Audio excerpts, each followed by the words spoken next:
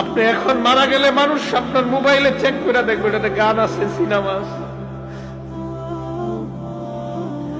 গান cinema mobile থেকে delete করে দেন, তওবা করেন। পৃথিবী সাক্ষী হয়ে যাবে যে এই ছেলেটা মারা গেছে, ওর মোবাইল তো সিনেমা আছে, ওর মোবাইলে নাটক আছে, মানুষ সাক্ষী হয়ে যাবে আপনার গুনাহের। মোবাইল থেকে আপনি গান ডিলিট করে দেন, নাটক ডিলিট করে দেন। বন্ধুরা চাপ দিয়ে আমারে ফেসবুক খোলাইছিল, আমারে ফেসবুকে ইসলামী লেখালেখি করতাম। কিছুদিন পর বুঝতে পারলাম এখানে সময় লেখালেখি যদিও আমি করি, মানসিক যুদ্ধে লিপ্ত হইতে হয় ফেসবুকে। মানুষ পক্ষে লেখে, বিপক্ষে লেখে। পার্মানেন্টলি আমি ডিলিট করে দিচ্ছি, আমার কোনো ফেসবুক নাই। আমার জীবন কি চলে না বলেন? চলে, আগের চেয়ে ভালো চলতেছে। আমি যুবক ভাই যারা আছেন, যাদের মোবাইলে গান আছে, আপনি একবার ভাবেন আপনি মারা যাওয়ার পর আপনার মোবাইল তো আপনার অন্যরা চেক করবে, যারা আপনারে খুব ভালো জানে, চেক করে দেখবে ওখানে গান, সিনেমা, নাটক, এমন অশ্লীল কিছু আছে কল্পনাও করতে পারবে না। ছি ছি, ওর মোবাইলে এগুলো, এটা কল্পনাও করতে পারবে না। আবু ওয়াইল মাথাটা নিচের দিকে দিয়ে বলে যে গান অন্তরে মুনাফিকি সৃষ্টি করে, গান নেফাক সৃষ্টি করে। আল্লাহ আমাদের সকলকে গান থেকে, শোনা বলা থেকে বেঁচে থাকার তৌফিক দান করেন। সাহাবায়ে কেরাম গান কতটা অপছন্দ করতেন দেখেন।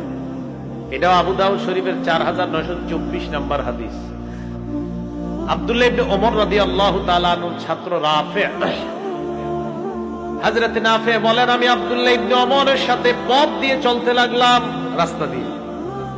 ফাসামিআ মিজমার, আব্দুল্লাহ ইবনে ওমর গানের আওয়াজ শুনলেন। শোনার পর ওয়াদআ উসবুআইহি আলা উযুনাইহি, তার দুই আঙ্গুলে এইভাবে কানে ঢুকাইছে। সুন্নতটা সবাই আদায় করেন, এভাবে কানে ঢুকাইছে, এভাবে কান দিছে। আপনারা আজকে আমি পুরাটা বলি, বলার পরে আমলটা আপনারা একদিন হইলেও করার চেষ্টা করেন। আব্দুল্লাহ ইবনে ওমর কানের মধ্যে আঙ্গুল ঢুকানোর পর না আনিত তরিক, রাস্তা পার হয়ে একদম চলে গেছে। ছাত্র নাফে বলে, হুজুর কি হয়েছে আপনার? আব্দুল্লাহ ইবনে ওমর বলেন, হাল তাসমাউ শাইআন, এখন আর গানের আওয়াজ তুমি পাইতেছো কিনা? যন্ত্র বাদ্যযন্ত্রের আওয়াজ তুমি শোনো কিনা? আব্দুল্লাহ ইবনে ওমরের ছাত্র নাফে এইভাবে মাথা নাড়ায় কয়, না না, শুনি না। আব্দুল্লাহ ইবনে ওমর রাফা উসবুআইহি আন উযুনাইহি, কান থেকে হাতটা সরায়, এইভাবে ছিল, হাত সরায়।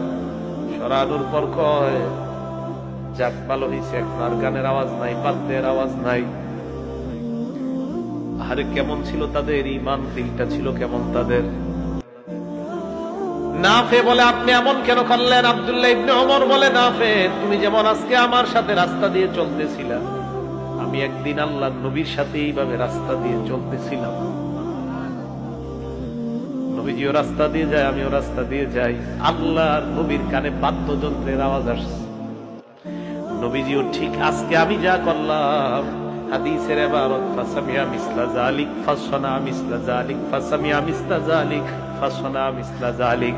আল্লাহর নবী গানের আওয়াজ শুনছে, বাদ্যযন্ত্রের আওয়াজ শোনার পর এইভাবে কানের মধ্যে আঙ্গুল ঢুকায়, ঢুকানোর পর এইভাবে আল্লাহর নবী কানটার মধ্যে আঙ্গুল ঢুকাইয়া দিছে।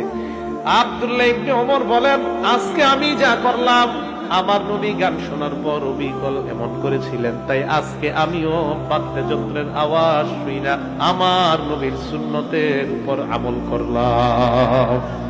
তাহলে আপনাদের থেকে আমি চাই এই ওয়াদাটা, গান বাদ্য যেই এলাকার মধ্যে হবে, অন্তত নবীর সুন্নত হিসাবে একদম কানে আওয়াজ যায় না। দেখেন দুই আঙ্গুল এভাবে দিলে দেখবেন আওয়াজ যায় না, না না আওয়াজ যায় না। এইভাবে আপনি মহব্বতের সাথে করবেন যে আমার নবী এমন করছে তাই আমি এমন করছি, আমার নবী বাদ্যযন্ত্র শুনলে এমন করছে তাই আমি করছি। মহব্বত, আমলটা মহব্বতে করা, আমার নবী এমন করছে তাই আমিও করতেছি। মহব্বতে আমলটা করা যাবে না ইনশাল্লাহ। নবী এইভাবে করছে তাই আমিও করতেছি, এইভাবে মহব্বতে করা। এই হলো সাহাবায়ে কেরামের অবস্থা।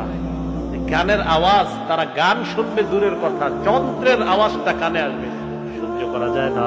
তাহলে এবার বলেন তো আপনারা, গানের মিউজিক গুলা অথবা ঢোল তবলা গুলা এটা যদি ইসলামী ওরস নাম দিয়ে ওই ওরসের মধ্যে যদি ঢোল তবলা হয়, ওই ঢোল তবলার আওয়াজ হারাম হবে কি হবে না?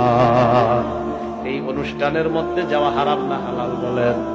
এই অনুষ্ঠানের মধ্যে যাওয়া যাবে না, এই অনুষ্ঠানে অংশগ্রহণ করা যাবে না।